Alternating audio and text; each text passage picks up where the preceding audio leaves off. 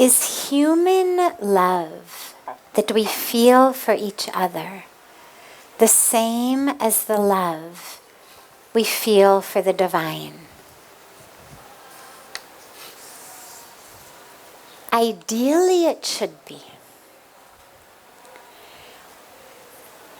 If we are feeling real love, not love with the sprinkling of attachment, not love dipped in agenda and expectation, not love that's woven together with lust, but if what we're feeling is really love, then actually it is the same experience that we feel for God, because what we are loving in that being, if it's free of attachment, free of expectation, free of lust, then what we are loving is the soul, the spirit, the essence of that being, which ultimately is God or the divine, or however you refer to that sacred presence, that presence of spirit. The problem for most of us is that love is not separate from the sprinkling of attachment and expectation. When we love someone, we want things from them. And there's also sort of a sense of entitlement. Like the longer you've loved someone, the more entitled you are to get things from them. We've been married so many years. I've loved you for this long. At least for God's sakes, you could show up on time. Right?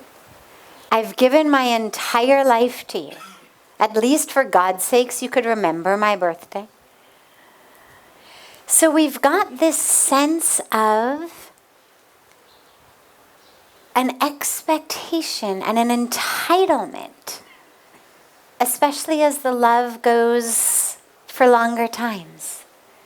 We are entitled to be spoken to in certain ways, treated in certain ways, have the loved one themselves act in certain ways. But in so many of those cases, that which we want from the other one is really just about our own ego. Earlier today, I was on a Facebook Live with the Times of India Speaking Tree about what they called toxic parenting. And the questions were questions around parents and children.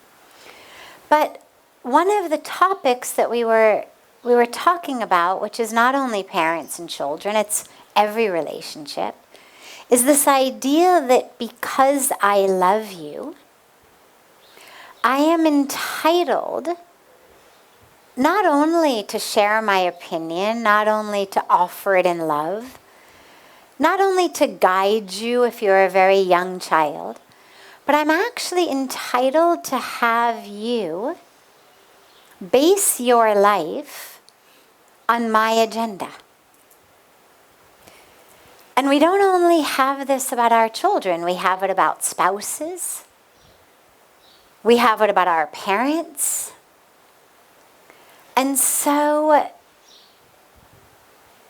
if you possibly can, pull love, which is unconditional.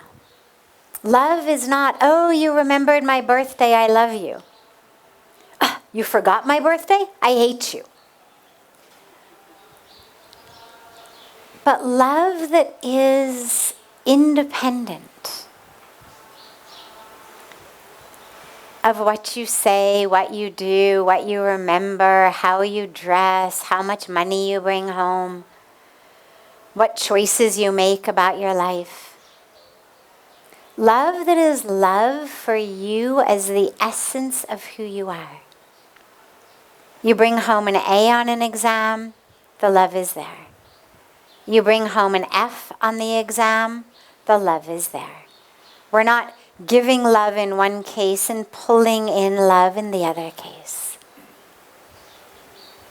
That love is loving the divine in that person. And what's beautiful is that it's difficult, it's challenging in our close relationships to suddenly stop expecting, to suddenly stop having attachments. And beautifully, it can actually go the other way as well. If you begin by really deeply, fully loving God, it will help you love God's creation in an unconditional way. Because you'll be able to see God's creation in all. So if it's too hard to just begin by looking at your husband or wife or child or parent with no expectation, no attachment, no agenda, to just love them as soul, it's okay. Start by loving God. And then carry that love of God into the relationship when you look at each other. Can you see the divine? Yeah, someone's paying the bills. Yeah, someone's putting dinner on the table. Yeah, someone's doing this. Yeah, someone's doing that. But beneath the someone who's doing that is the soul, is the spirit, is that essence, that divine presence. Can you drop your love deeper and really love that divine presence? See God in them. You know, in India, this beautiful practice we've got of namaste, right? It's like our rishis and sages' way of making sure that we never forget as we bow to each other. Yes, it's used as hi, hello, bye. But that's not what it means. What it actually means is the divine in me is bowing to the divine in you.